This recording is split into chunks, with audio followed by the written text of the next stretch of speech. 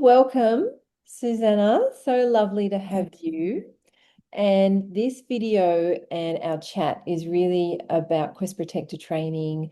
And I really wanted to invite you to come and join me for a little chat because I feel like your story is so amazing and it's so inspiring for me because how many years ago was it now that you did your Vision Quest and then you went on to do Quest Protector training? It Um, yeah, yeah. it's 7 years ago. It was 2019. Wow. Yeah, in Glenray. Oh, wow. Mm. And then since then, you've become an active quest protector. So you're helping humans with this beautiful rite of passage, this 4-day, 4-night ceremony in the Stalking Wolf lineage. And you've become a very important part of our community. And I just think your story is just so amazing. And so I really wanted to chat with you a little bit. And what I'm really curious about is like, how did it all begin? How did it all begin? Like the first spark, I mean, the first step is Vision Quest. And I'm just curious about that piece. Like, what was it that was really happening in your life? What was alive for you in life at that time that really inspired you to answer the call to even do a 4-day, 4-night Vision Quest? Mm. So even that, yeah, that was actually something really big was happening. Mm, I went for the first time to Australia. Um, I just really needed a break from my work somehow, and I was like, okay, 3 months will do.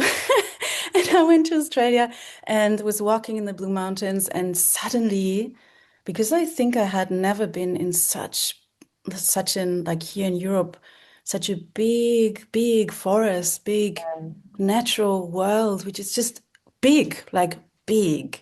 And I felt something coming into my system from the earth. It's like almost like a lightning from from underneath. I was like, what's happening here? And then I just continued my journey and I came back to Berlin.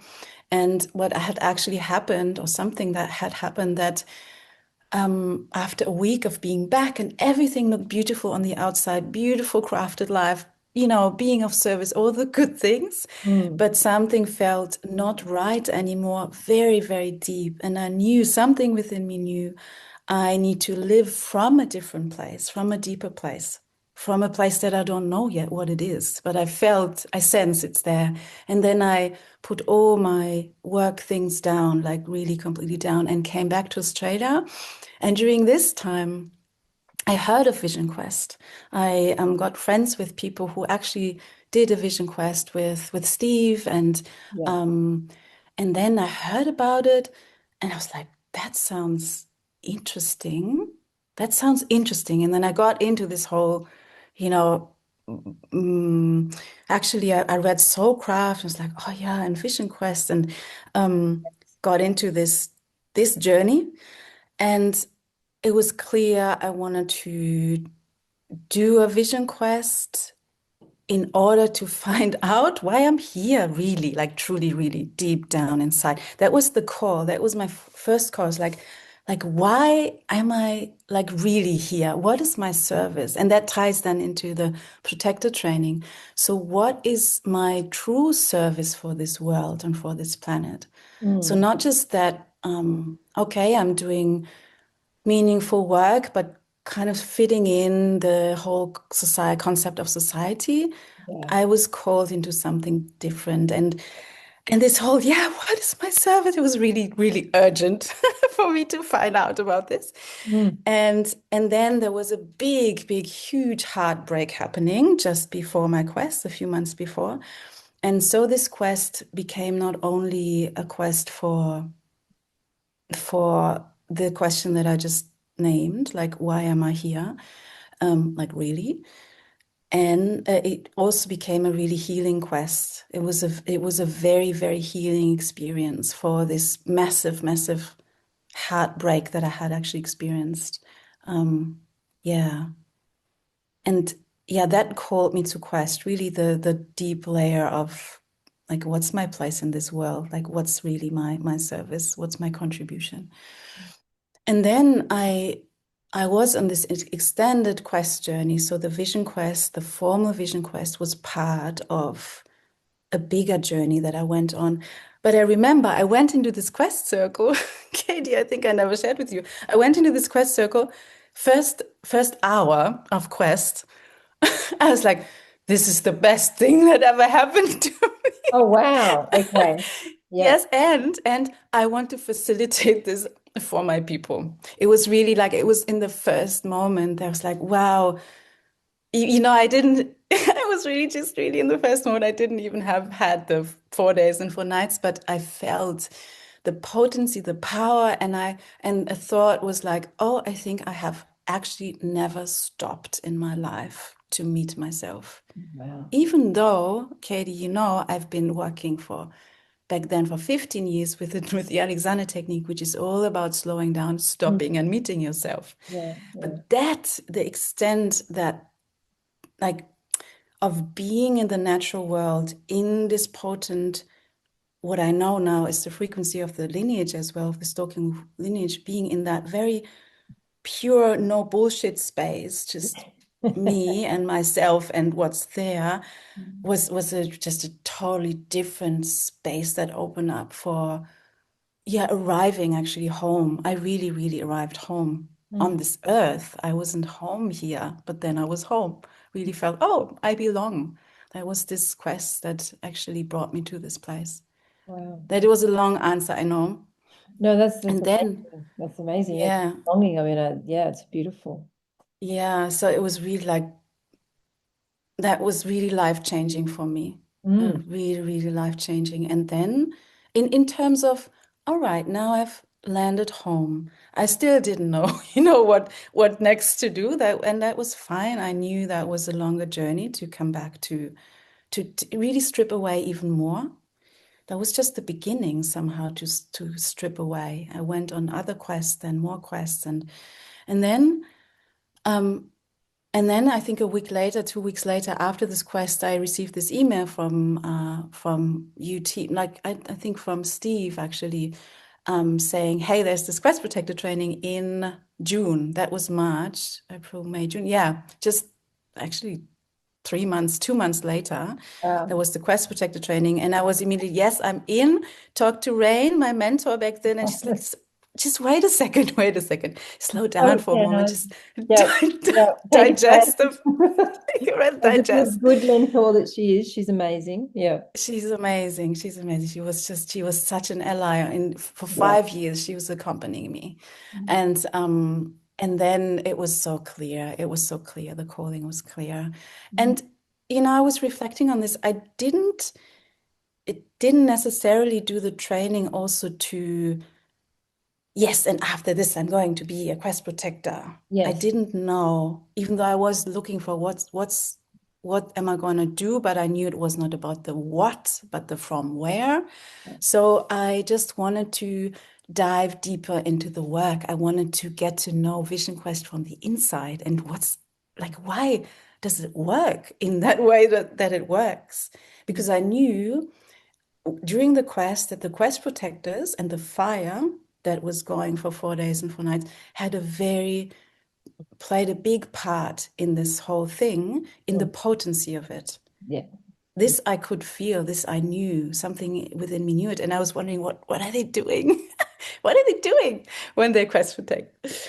Yeah, and yeah, that's what called me there, I think. Yeah, That's yeah. so interesting, isn't it? I find it fascinating that how that sense of belonging so beautifully landed in your embodiment, and that then there was this absolute just yes to leaping into Quest Protector training only months after doing a Vision Quest. And the rightness of that was the overriding energy. And I know so many people, and if anyone watching this, like a lot of us struggle in the day-to-day in the modern world with doubt. And we're Mm, all wanting to know on a soul level from that place of belonging that you're talking about, what is my right path? What's my next step? It's so beautiful to hear how the Vision Quest took you with that energy straight into Quest Protector training. And it's really normal that people end up at quest protector training without a clear idea that they will become a quest protector. That is very, very normal. And there seems to be an intelligence at play, drawing and calling, beckoning even. And sometimes it feels like compelling us to get into that training. So I'm curious then, what was it like then to go from that place, that snapshot of life, and then to have the veil lifted of what quest protecting really is and the type of awareness skills that are contained in that and the type of power and access to power and earth transformation that is contained in it. What was that like for you, just to be at the program itself? I'm curious about that.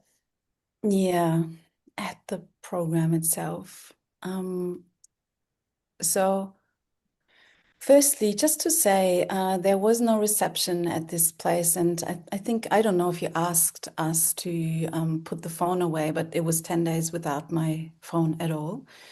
And so just to say that that was out of the way. So to really to really land into like what was it like? It was amazing.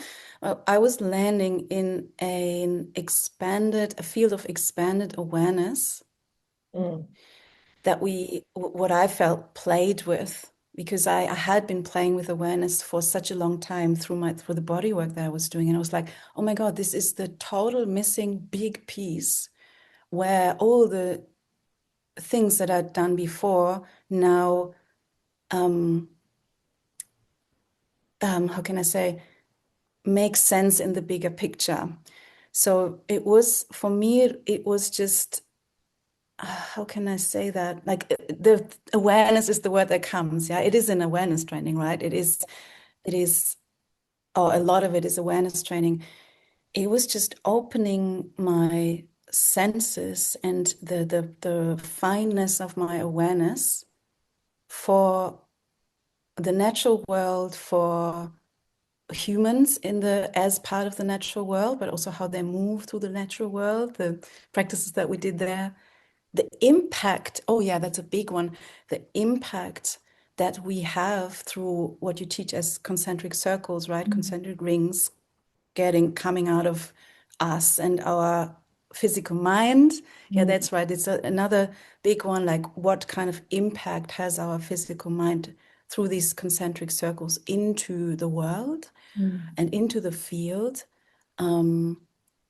So it was this. I felt so held and joyful in this exploration of the subtleties of actually what I feel is being human, so powerful and so sensitive and so like having so many channels that we can be aware of and use Yeah. for life. And Mm, that's, also for the day-to-day life, for mm, my relationships at home, like for everything, mm. for walking through the city and knowing, how maybe to make myself a bit like shield myself a little bit or whatever I want to do, just to play with it, to know I can play with it.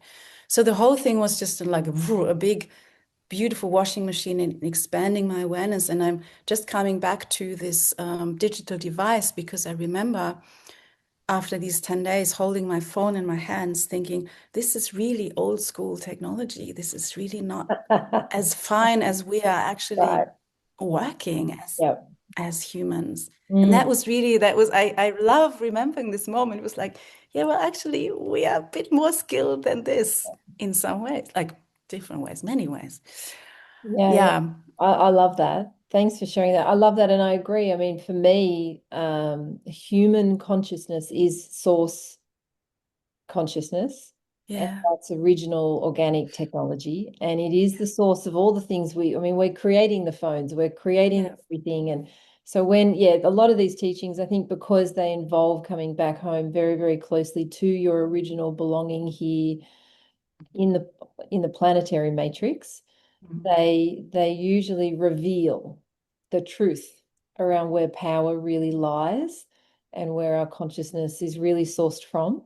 Um, and yeah, and then often I find, I don't know if this is true for you, but I find then that the work has helped me to rebalance who's in power And we look at that, and I know we look at that a lot at Quest Protector training too, with the Power Quest, which is one of the quest practices in the 7 levels of quest in the Stalking Wolf lineage. We bring that in and we use that in the Quest Protector training.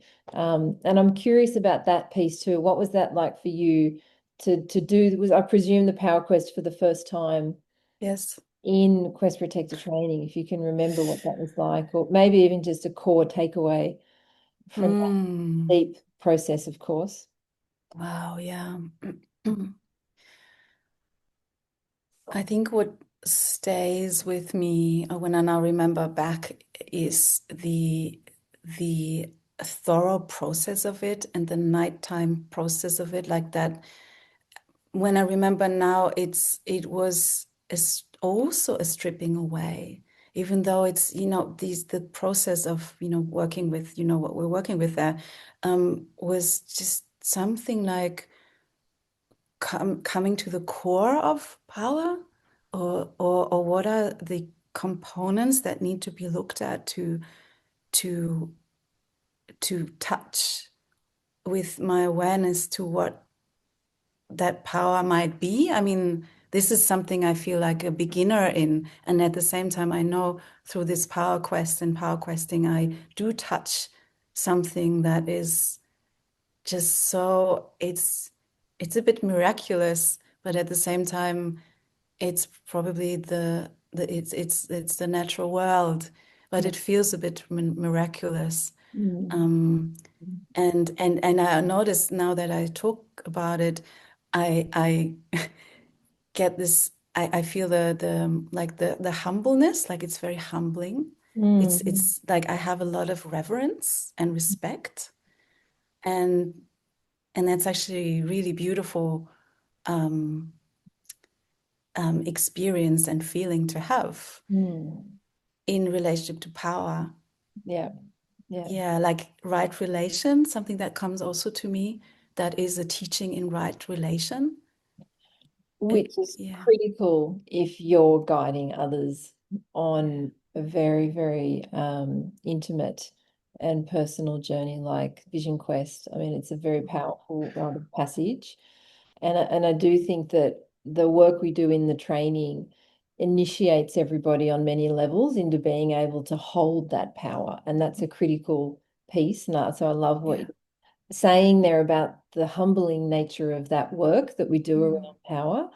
yeah, Because if we're not humbled and we wield power, we're often we end up doing it from an ego perspective, and mm, then we want to have power over, or we collapse and we can't hold power from a responsible place. But the quest protector needs to be ready to yeah, be prepared to learn how to hold and wield power in a very responsible way with a lot of personal integrity. Um, yeah, and for it not to be about us. It's not about us. It's about the yeah, masters. Yeah, yeah. beautiful. Yes, and that, of course, is the mantra of the training. It's not about you. It's not about you. It's not about you.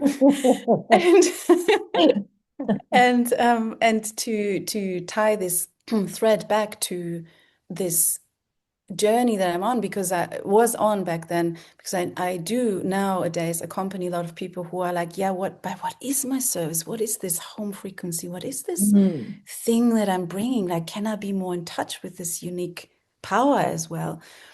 It The Quest Protector training, that really took care of the part of that that the energetics of being of service or something. Yeah. It's not like that's what I'm going to do, but the that is, I found it to be such a humbling, as I say, and thorough training in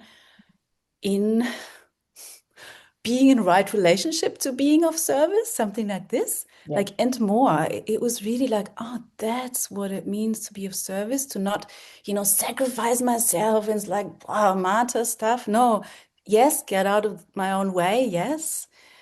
And doing that with, as you say, to be this vessel for this big power that we need to be able to hold these Mm. people moving through these, wow, being like washed and cooked and all the things that happen on Quest, Mm. that, that we are in touch with this energy when they quest. Mm. So something.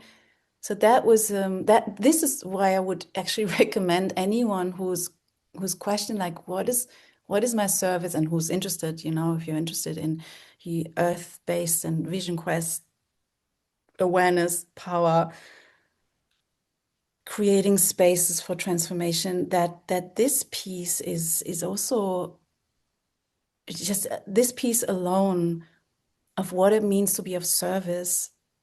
I would recommend anyone to go to the training, because Mm. that I feel still in my body. That was a, don't know how it happened, because it's now a while ago. I'm curious to see now assisting in the protected training, like what's actually happening there. But it really landed very deeply with me, Yeah, yeah, that part. Yeah. absolutely. Amazing, amazing. Yeah. So then I'm curious then, life after the training. Mm. And I'm wondering, and it might be hard to drill it down to one core thing, but I'm Yeah. wondering if there is like one core thing that you really noticed transferred from the training, not just into your professional life, because obviously you've then been called afterwards to become an active quest protector, and you've been midwifing people and guiding people through their vision quest now for quite a few years, and doing an amazing job in Europe. And yeah, very grateful for that. Um, Mm. but what happened in your personal life? Like, is there a core takeaway in terms of what you noticed was a critical shift in your everyday life? You know, the Mm. kitchen sink moments. Yeah. Um, more definitely, it's two things. More stabilized within myself.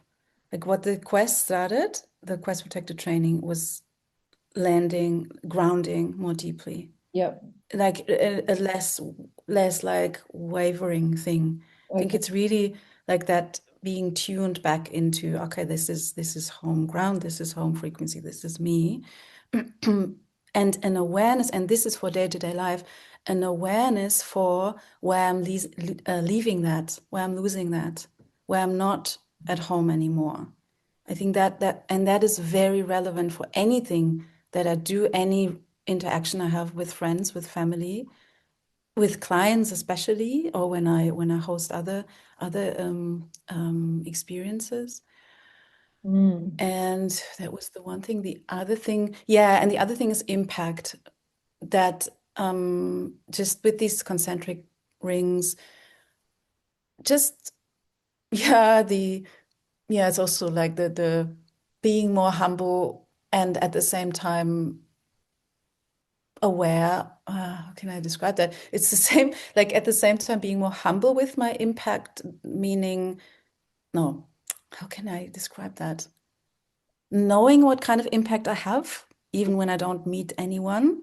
I Yes. knew that before, but that really, like, that was like, okay, there's no doubt now anymore. No doubt around that. Mm. Um, and yeah, how when I sit with people, when I am with people, knowing, yeah, no, I can't quite put it into words, but it has to do with impact. And maybe I'm still studying it. That's why I can't put it into words really. Um, Mm. yeah, yeah, no, I can't quite put it into words, but it has to do with impact. Yep. And knowing that it's not like a, I can't not have an impact or something.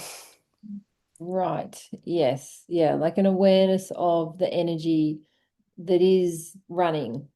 Exactly, that is coming Yeah. from me as Yeah. well, and not necessarily always, helpful. So Okay. that's the humbling aspect. I was like, oh yeah, that's that actually, yeah, I've co-created that that one. Oh, I like that. I like that.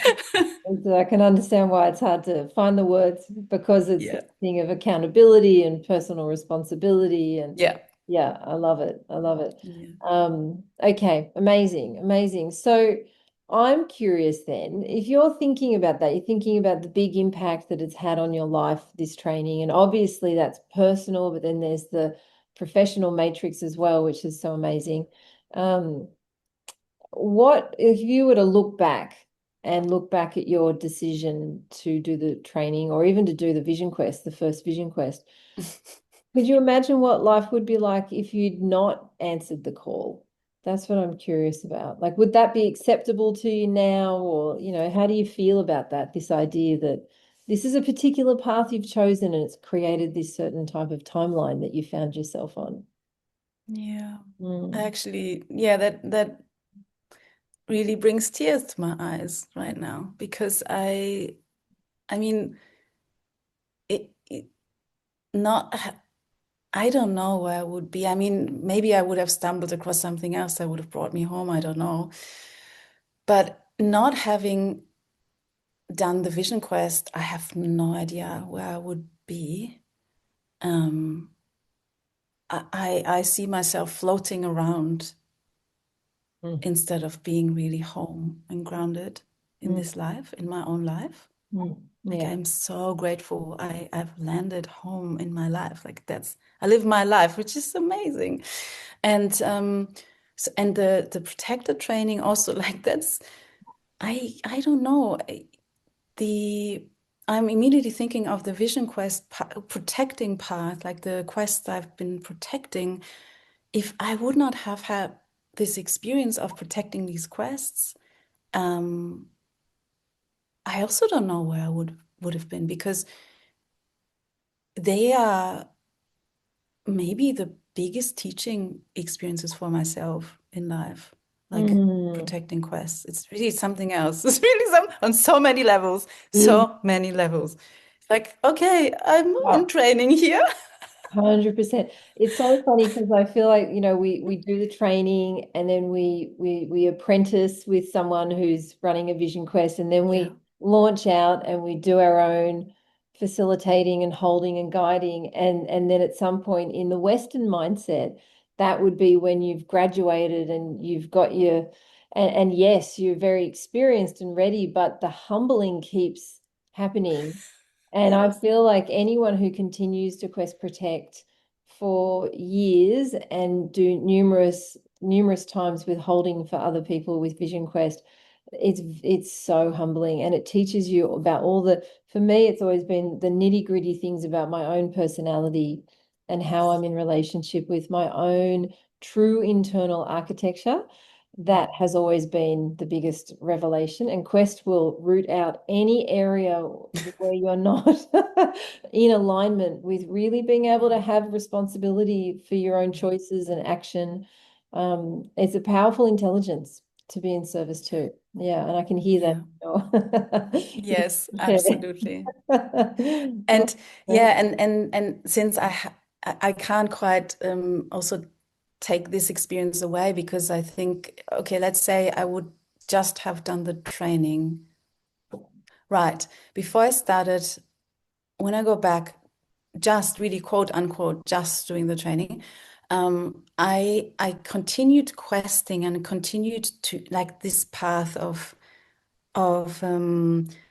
really stripping away all these identifications that I had, all these work relationships that I was identifying with, all these things that I was identifying with.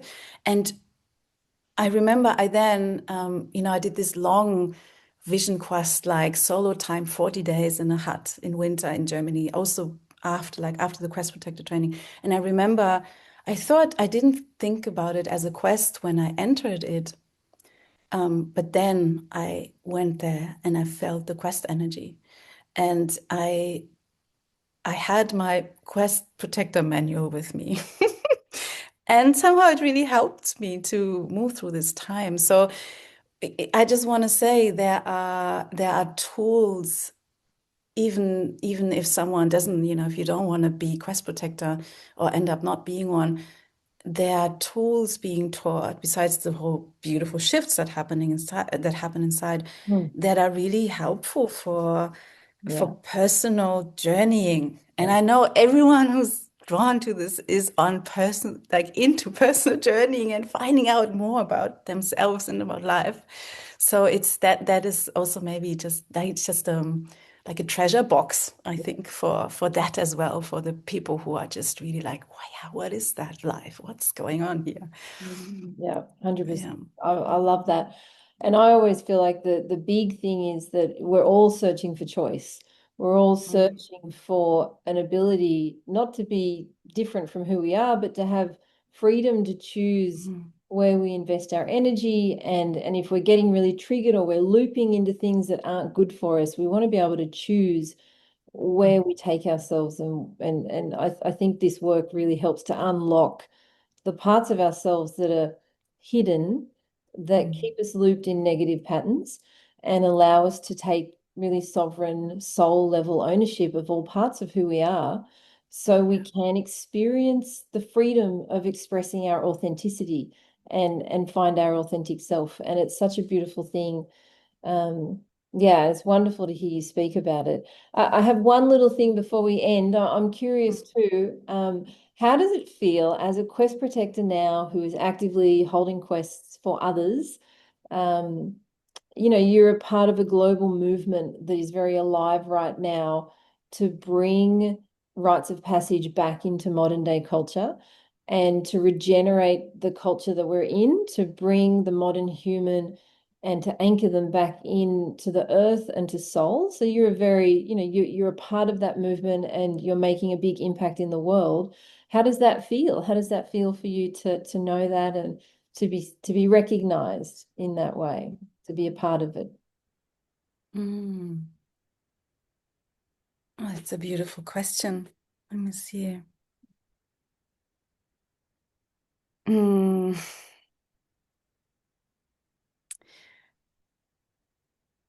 It feels very simple, like and that is maybe part of the homecoming through this whole journey. It's kind of in a way not a big deal because that's my rightness. That's the place that's what I do. It's a bit like, oh yeah, that's what I do. But when you speak about it like this, that I'm part of a global movement, that I'm recognized in this is, I think you just brought awareness to this, which I wasn't aware of this. Sometimes I feel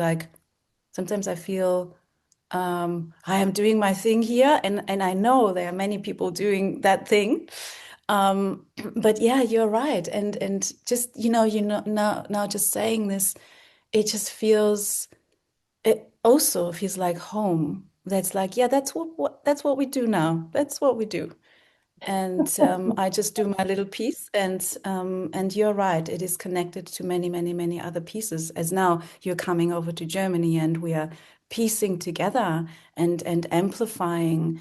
This is what I love when we like come together and connect and amplify this, what you were just talking about. Bringing that back, like restoring or yeah all of us coming back home to our organic nature and not like that distorted whatever thing that's going on. Yeah, Yeah. that's it. Amazing, amazing. Thanks, Yeah. Susanna. It's so wonderful to hear more of your story. I really appreciate Mm, that you've shared mm, that with everybody. And for anyone that's listening, I'd love to encourage you, if you're in Europe, to reach out to Susanna for a vision mm, quest. Um, mm, and yeah, and just I'm sure we'll put links beneath this video about Quest Protector training but Susanna's absolutely the focal point for contact in Europe. So reach out mm, and yeah. It's mm, wonderful. Thanks for spending time today. mm. Thank you, Katie. It was wonderful to speak about all of this. Thanks for your questions. Yeah, it's all Yes. right. Okay, see Okay. you. Yes. See you soon.